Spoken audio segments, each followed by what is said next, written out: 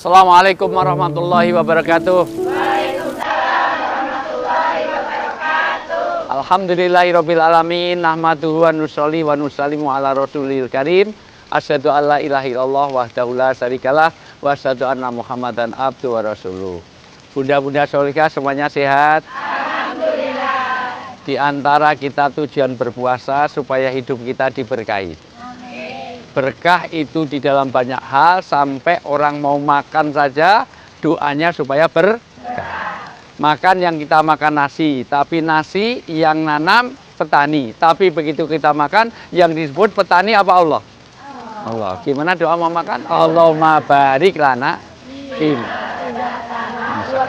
Ya Allah berkailah. Ada orang nikah aja kita barokallahu wa baraka alaikum. Yaitu berilah berkah pada dia. Mau masuk rumah, apa doanya Bu?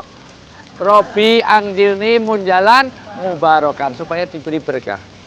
Dan keberkahan dalam rezeki ketika kita mencarinya benar, dengan jalan yang benar, bahkan di bidang yang benar, dan juga menyalurkan yang benar.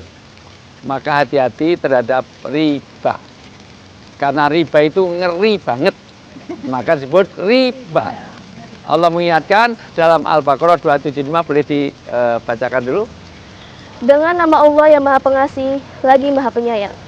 Orang-orang yang memakan riba tidak dapat berdiri melainkan seperti berdirinya orang yang kemasukan setan karena gila. Yang demikian, itu karena mereka berkata bahwa jual beli itu sama dengan riba. Padahal, Allah telah menghalalkan jual beli dan mengharamkan riba. Barang siapa mendapatkan peringatan dari Tuhannya, lalu dia berhenti, maka apa yang telah diperolehnya dahulu menjadi miliknya. Dan urusannya terserah kepada Allah. Barang siapa mengulangi, maka mereka itu berpenghuni neraka. Mereka kekal di dalamnya. Maha benar Allah dengan segala firman-Nya. Masya Allah, hati-hati dengan rezeki yang kita terima. Harta yang kita terima, kalau itu dari riba, maka seperti orang yang disandar yang miring. Bahkan dikatakan kayak orang yang gila. Orang kalau sandaran miring, bu, mau tegak lagi susah, betul nggak? Dan dia akan jatuh terus, dan multiple efeknya apa? Orang yang terlibat riba nanti terjadi hidupnya tidak tenang. Jangan-jangan anak kita sulit dinasihati karena kita kasih makanan dari riba yang berlipat ganda. Kita minjamkan tapi berlipat ganda, kita mendolimi orang, merasa tidak saling ridho. Bahkan berapa banyak kejadian terjadi karena apa? Karena terlibat riba. Ada nggak orang yang bunuh diri karena pinjol? Adakah orang itu dapat masalah karena judi online?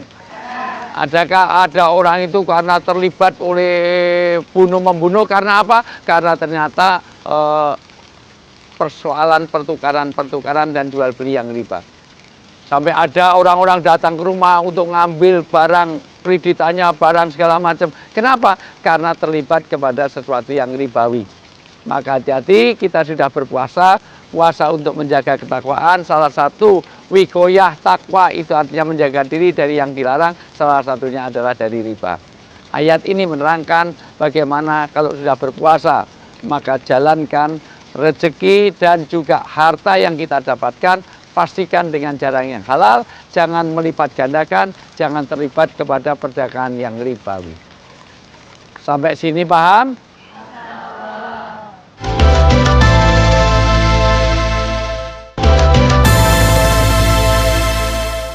Sampai sini ada yang mau nanya? Saya.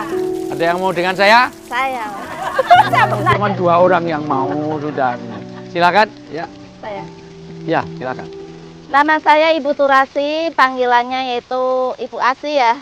Kepada Pak Ustadz saya mau bertanya, bagaimana kepada suami yang kondisinya mendesak, tidak bekerja untuk menghidupi anak istrinya, namun sudah berusaha ya Pak, tapi beliau meminjam uang pinjol.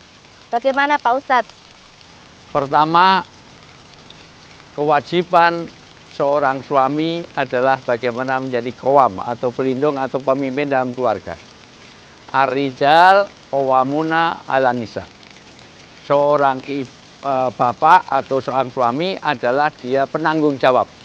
Penanggung jawab itu ya ngasih rezeki halal, mendidik anak-anaknya, istrinya untuk jalan surgawi.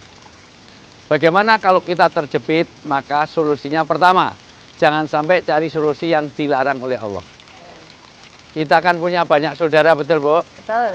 Maka sebaiknya lembaga-lembaga sosial itu akan ada di situ. Maka pertama kalau bisa bikin jamaah masjid. Jamaah masjid bukan jamaah sholat saja, tetapi menangani permasalahan umat. Dulu Masjid Rasulullah itu dibangun untuk semua masalah umat ada di masjid. Sekarang sayangnya masjid-masjid belum sampai itu. Tetapi di luar itu ada lembaga sosial. Lembaga sosial zakat, infak, sedekah itu untuk apa? Untuk orang-orang 8 asnaf.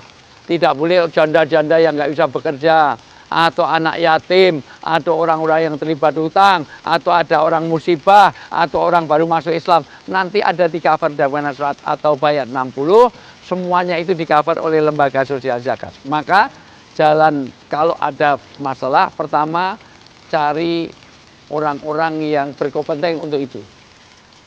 Sekali lagi, jangan sampai kita menjadi jalan pintas.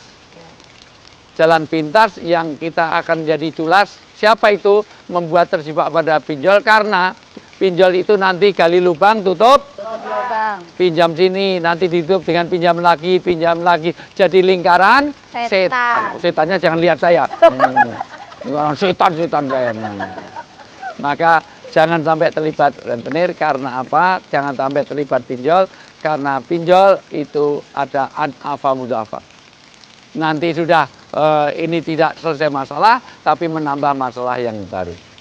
Mudah-mudahan Ibu sarankan kepada lembaga sosial, pada jamaah DKM masjid yang dia akan menangani semuanya, sehingga nanti hutang piutang ataupun apapun yang terjadi masalah ekonomi diselesaikan secara syariah. Hati-hati dengan pinjol, hati-hati dengan riba. Karena riba itu adalah ngeri banget. Assalamualaikum warahmatullahi wabarakatuh. Waalaikumsalam warahmatullahi wabarakatuh.